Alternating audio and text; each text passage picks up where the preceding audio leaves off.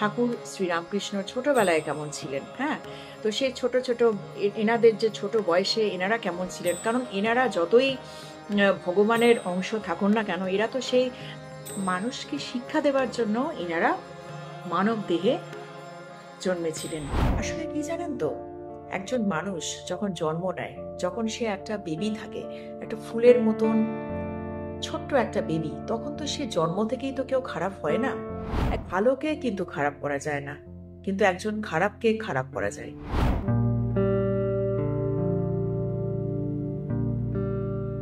আসলে গলতটা কোথায় জানেন?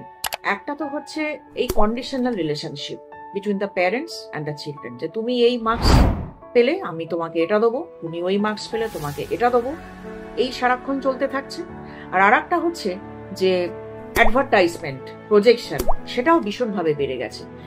যে যখন আজকের দিনে দেখুন এই যে বোর্ড এক্সামস গুলো হয়, এখানে কিন্তু মোস্ট অফ দ্য স্টুডেন্টস আপনারা দেখবেন যে 90% অ্যাবাভ মার্কস পাচ্ছে, যেটা আমাদের সময় বা আপনারা যারা আমার থেকে সিনিয়র, আমাদের সময় কিন্তু অনেক টাফ ছিল একটা 90% একটা সাবজেক্টে পাওয়া।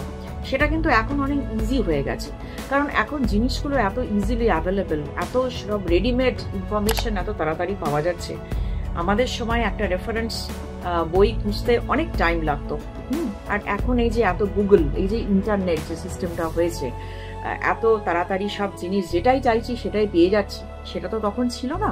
আজ থেকে ধরুন 15-20 বছর আগে এই জিনিসটা তো ছিল না, কিন্তু এখন একটা সাবজেক্টের জন্য কত রকম ইনফরমেশন অ্যাভেলেবেল। তো এখন এই 90%টা যেন ভীষণ একটা কমন হয়ে গেছে, মানে মেজরিটি এই 90% অ্যান্ড অ্যাবভ মার্কস পাচ্ছে।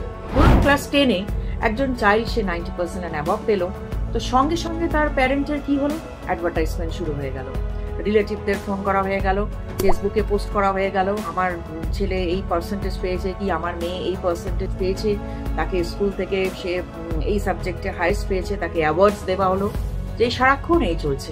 এবার সে ক্লাস 10 থেকে 12-এ গেল, আবার তার হয়তো ভালো রেজাল্ট হয়ে গেল, আবার সেই অ্যাডভার্টাইজমেন্ট। তো এই অ্যাডভার্টাইজমেন্ট করতে করতে করতে করতে এবার তারা যখন ভালো রেজাল্ট করছে, তখন ন্যাচারালি তারা ভালো জায়গায় চান্স পাচ্ছে, সেখান থেকে তারা ফার্দার স্টাডিজ করছে, এবং ফার্দার স্টাডি তাদের কমপ্লিট হয়ে গেল, এবার তাদের কর্মজীবন শুরু হয়ে গেল, চাকরির জীবন শুরু হয়ে গেল। এবার তারা ধরুন দেশে পেল তো ভালো, কি দেশে না পেলে তারা বিদেশে চলে গেল, এবং যখন তারা চাকরি পাচ্ছে তারপর কি হচ্ছে না, সে চাকরি নিয়ে ব্যস্ত হয়ে যাচ্ছে। আর সেখানেও একটা ক্যারিয়ার ওরিয়েন্টেড ব্যাপার হয়ে যাচ্ছে, যে আমাকে চাকরিতে ঢুকেও সব সময় আমাকে বেস্ট পারফর্ম করতে হবে, যাতে করে আমার প্রমোশন হয়, আমার খুব ভালো ইনক্রিমেন্ট হয়। কারণ ছোট থেকে সেই জিনিসটাই হয়ে গেছে, সারাক্ষণ আমাকে সেই র্যাট রেস কম্পিটিশনেই থাকতে হচ্ছে, অফিসে গিয়েও সেই কম্পিটিশন। এবং যার ফলে কি হচ্ছে, যে প্যারেন্টসরা সেই ছেলে মেয়েদের এই যে এত প্রজেকশন, এত অ্যাডভার্টাইজমেন্ট করে আলটিমেটলি কি হলো, তারা একটা লোনলি লাইফ তারা কিন্তু এখন একটা লিড করছে। মেজরিটি প্যারেন্টস, আমি সব প্যারেন্টসের কথা বলছি না। এবং ছোট থেকে একটা চাইল্ড সেভাবেই বড় হচ্ছে, সে তখন বড় হচ্ছে, তখন তার এই ভালো দিক বা খারাপ দিকটা জাজ করার যে ক্যাপাসিটি, সেটা কিন্তু তখন আর ডেভেলপ করছে না। সে একটাই জিনিস জানে, যে আমি আমার লাইফ এনজয় করছি, প্রচুর প্রচুর আমার টাকা পয়সা হচ্ছে, আমি আমার লাইফটাকে আমি এনজয় করছি, তো সেভাবেই লাইফটা চলছে। এবং একটা এক্সাম্পল আমার মনে পড়ে যাচ্ছে এই কনটেক্সটে, সেটা হচ্ছে যে এরকম একটি ছেলে আছে, সে ছোট থেকেই পড়াশোনায় খুব ভালো, মেরিটোরিয়াস, সবসময় একটা ভালো মার্কস করেছে।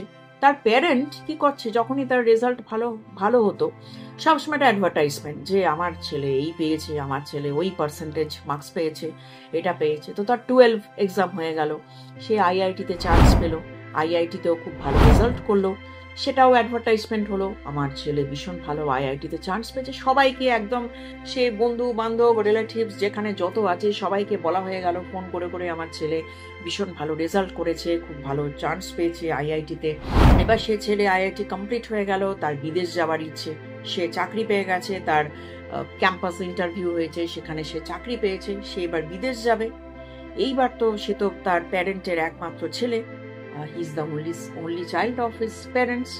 তখন তার প্যারেন্ট, তার এক্সপেকটেশন যে আমরা একা একা হয়ে যাব, তুমি বিদেশে সেটেল করো না, তুমি আমাদের কাছে ফিরে আসো, এতদিন ধরে যেও না, তুমি ওখানে 1-2 বছর থাকো, থেকে আবার তুমি আমাদের কাছে থাকো।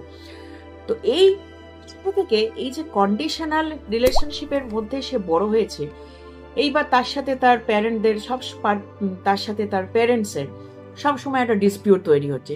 সে বিদেশে গেল, চাকরি নিয়ে বিদেশে গেছে, এবার সে ছুটিতে দেশে ফিরেছে, তার প্যারেন্টের কাছে ফিরেছে। তার প্যারেন্ট তাকে বলেছে যে তুমি আর যেও না, আমাদের কাছে থাকো, তোমাকে আমাদের সঙ্গে থাকতে হবে, আমরা একা হয়ে যাচ্ছি, তো আমরা কি করে থাকবো। তখন তো আর সে ছেলে শোনে না। সে ছোট থেকে এবার, কারণ সে ওই কন্ডিশনাল রিলেশনশিপ ওটার ওপরেই তো বেস করে সে বড় হয়েছে। এবার সে বলছে যে না, তোমরা আমাকে এটাই শিখিয়েছো যে লাইফটাকে এনজয় করতে হবে, আমি এখন অনেক অনেক টাকা পাচ্ছি, আমি আমার লাইফটাকে এনজয় করতে চাইছি, তাহলে তোমরা কেন আমাকে এখন অ্যালাউ করছো না। কিন্তু আমি আর এইভাবে কিন্তু আমি আর এখানে থাকবো না, আমি বিদেশেই সেটেল করব। তারপর সে বিদেশেই সেটেল করছে। তার প্যারেন্টের তো বুঝতেই পারছেন নানান রকমের ফ্রাস্ট্রেশন, ডিপ্রেশন, এত যে অ্যাডভার্টাইজমেন্ট হলো, এত প্রজেকশন হলো, ছেলে ভালো রেজাল্ট করেছে, এত কিছু হলো, কিন্তু কি লাভ হলো করে? তো সে ছেলে তো আর তার বাড়িতে ফিরতে চাইছে না, সে তো ওখানেই সেটেল করছে। তো এখন এমন অবস্থা যে অলমোস্ট এই 5 to 6 ইয়ার্স হলো সে ছেলের সাথে তার প্যারেন্টের কোনো কানেকশনই নেই, কোনো রকম তার যোগাযোগ নেই, এবং সে ওখানেই তার নিজের পছন্দ করে তার ম্যারিড লাইফ সে শুরু করে দিয়েছে।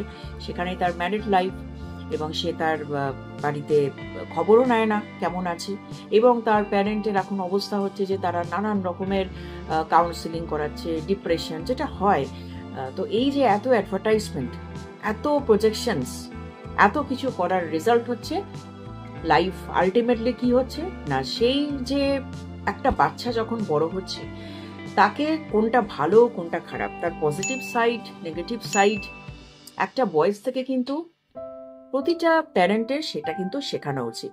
যে পড়াশোনা করার দরকার এই কারণে যে একটা ভালো চাকরি পাওয়া শুধুমাত্র নয়, তার সাথে সাথে আরো কিছু জিনিস আছে, সেই জিনিসগুলো লাইফে ইমপ্লিমেন্ট করা, প্র্যাকটিস করা, সেটা কিন্তু ভীষণ দরকার। এবং সেটা তখনই একজন প্যারেন্ট তার চাইল্ডকে শেখাতে পারবে যখন সেই প্যারেন্ট নিজে তার লাইফে সেটাকে ফলো করছে বা প্র্যাকটিস করছে।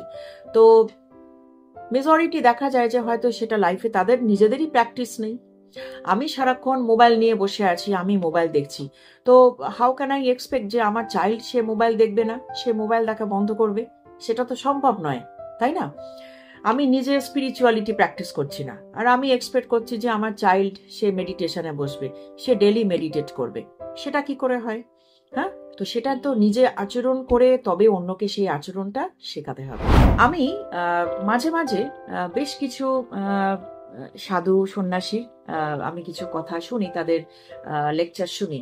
তো আমি বেশ কিছু লেকচারে আমি এটা জানলাম, তাদের কথা শুনে ওনারা ওনাদের এক্সপিরিয়েন্স শেয়ার করেন যে কি কি ধরনের মানুষ, ভক্তরা তাদের কাছে আসেন, ডিভোটিস যারা আছেন, এবং তাদের কি প্রবলেম তারা ফেস করছেন, যার জন্য তো তারা সেই সাধু মহারাজদের কাছে যাচ্ছেন, সাধু সন্ন্যাসীদের কাছে যাচ্ছেন, যাতে করে লাইফটা একটু পিসফুল হয়।